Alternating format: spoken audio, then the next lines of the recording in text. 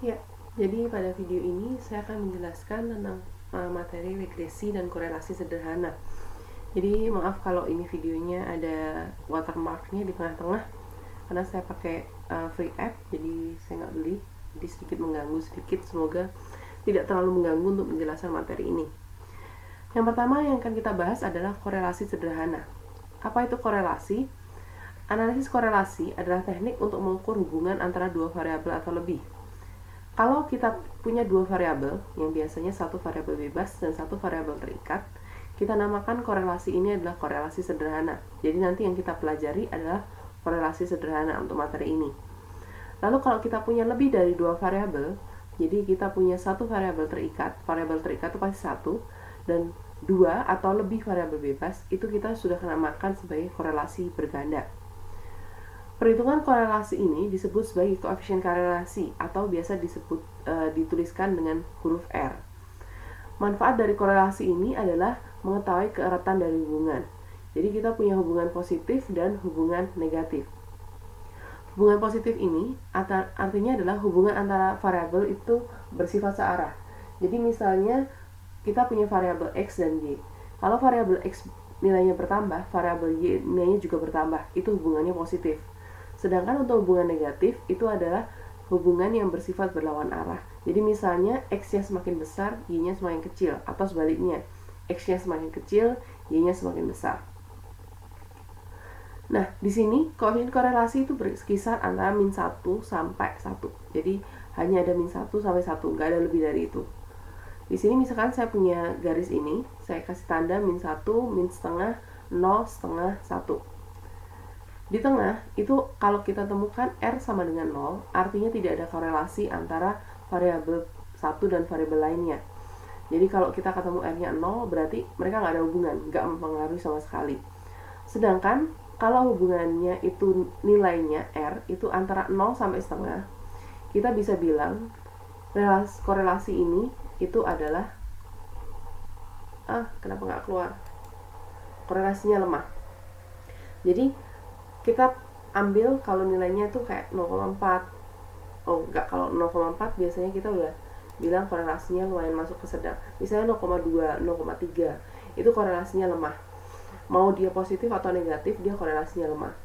Lalu selanjutnya, kalau kita punya nilainya adalah pas di 0,5 atau sekitar 0,5, biasanya sekitar tuh kayak apa? Kayak misalnya 0,35, 0,4, 0,6 berapa, 0,70, itu kita masih masuk ke dalam sedang. Jadi koefisien korelasi mau positif mau negatif, dia korelasinya adalah sedang dan positif, sedang dan negatif, kayak gitu. Lalu selanjutnya adalah untuk yang mendekati 1, itu korelasinya kuat, mau positif atau negatif, dia korelasinya kuat. Kalau dia pas di 1, itu berarti korelasinya adalah positif sempurna. Sedangkan kalau di negatif 1, itu berarti negatif sempurna. Jadi ini adalah range untuk nilai R atau nilai korelasi atau koefisien korelasinya. Rumus untuk koefisien korelasi ini sedikit banyak. Jadi di sini kita punya dua variabel X dan Y, di mana X itu ada variabel bebas dan Y itu ada variabel terikat. Di sini R itu adalah nilai dari koefisien korelasi. Jangan lupa nilainya hanya dari min 1 sampai 1. Nah, di sini kita punya kayak sigma XY, sigma X, sigma Y, sigma X kuadrat, sigma Y kuadrat. Nah, nilai-nilai ini dapat kita cari dengan menggunakan kalkulator. Jadi sama waktu kita belajar deret waktu atau tren linier. Di sana kita akan masukin data ke kalkulator, lalu kita cari nilai sigma X, sigma Y, dan seterusnya. Sama persis caranya. Nah, selanjutnya di sini saya punya contoh soal. Jadi ini adalah hubungan antara tinggi tanaman dengan jumlah pupuk. Tinggi tanaman dalam ons, ketinggian atau ketinggian tanaman tomat ini dalam inci. Di sini langsung saya ganti, karena X atau pupuk itu mempengaruhi Y atau ketinggian tanaman, maka di sini saya pasangkan X itu di jumlah pupuk, sedangkan Y itu di ketinggian tanaman. Jadi di sini Y ketinggian dipengaruhi oleh jumlah pupuk X. Dari kalkulator kita peroleh nilai seperti ini. Lalu kita bisa lakukan substitusi ke rumus R atau langsung gunakan kalkulator. Di sini saya sudah menyediakan satu video yang saya buat sendiri, nanti akan saya linkkan di atas. Jadi di sini video ini akan menjelaskan gimana caranya kita menggunakan kalkulator untuk mencari nilai R sekaligus nilai A dan B dan juga semua nilai sigma yang ada di sini. Itu nanti ada di video. Tapi sepertinya videonya saya salah masukin data di kalkulator.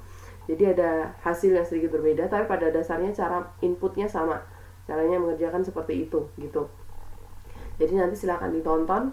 Lalu diperoleh dari kalkulator itu R sama dengan 0,468. Di sini karena dia mendekati setengah, maka kita bisa bilang bahwa korelasinya sedang. Dan karena nilainya positif, itu berarti korelasinya sedang dan positif.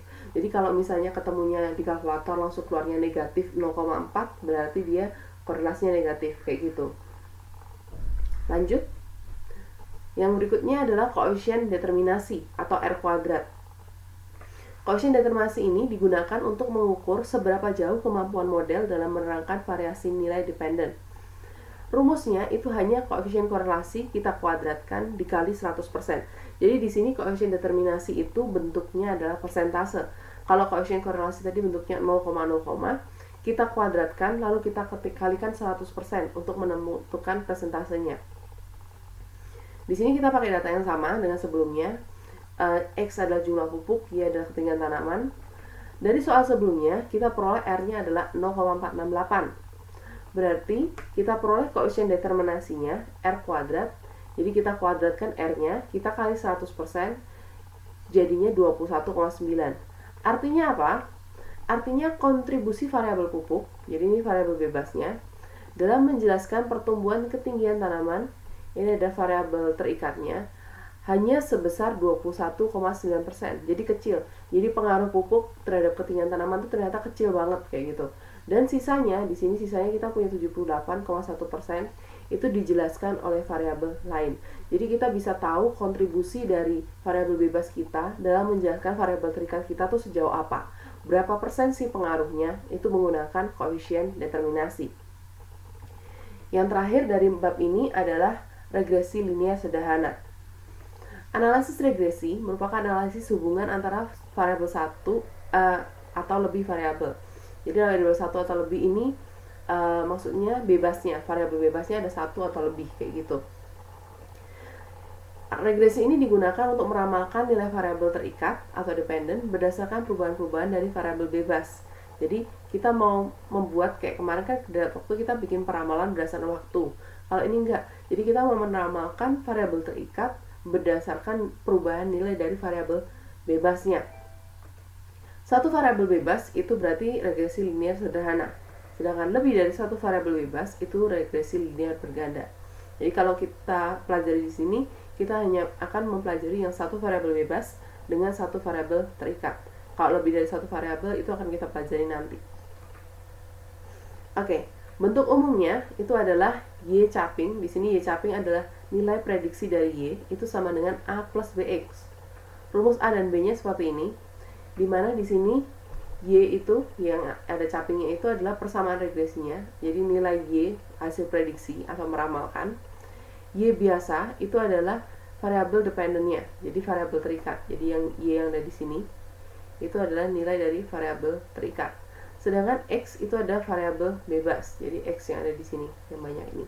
Lalu A itu ada konstanta regresi dan B adalah tingkat kemiringan. Nah, tadi kan kita pelajari korelasi itu ada positif dan negatif. Nah, korelasi positif dan negatif nanti itu akan mempengaruhi nilai dari B. Kalau korelasinya positif, mau dia sedang, mau dia kuat, mau dia lemah, mau dia positif sempurna, itu akan mempengaruhi nilai B menjadi nilai positif. Sedangkan kalau hubungannya negatif atau korelasinya negatif, maka nilai B otomatis negatif. Jadi simbol plus di sini itu akan berubah menjadi negatif kalau memang korelasinya negatif. Tapi kalau korelasinya positif, berarti di sini nilainya tetap positif atau plus. Selanjutnya, kita masih pakai data yang sama. Jadi kita masih dengan soal yang sama, nilai AB dapat dicari menggunakan rumus yang sudah ada dengan menggunakan kalkulator. Jadi kita pakai nilai sigma X, sigma Y, sigma XY, sigma X kuadrat, sigma Y kuadrat, dan nilai N. Atau kalian bisa menggunakan kalkulator langsung mencari nilai A dan B. Jadi di sini saya akan linkkan juga sudah ada videonya yang saya jelaskan, satu video dengan video yang tadi waktu kita mencari R. Di sini kita peroleh A-nya adalah 25,43, B-nya 3,81. Jadi di sini karena nilai B-nya positif, jadi tadi kan R-nya kita udah tahu korelasinya positif. Berarti B-nya di sini pasti ketemunya juga positif. Jadi di sini Y caping atau Y prediksi adalah 25,43 plus 3,81 X. Artinya apa?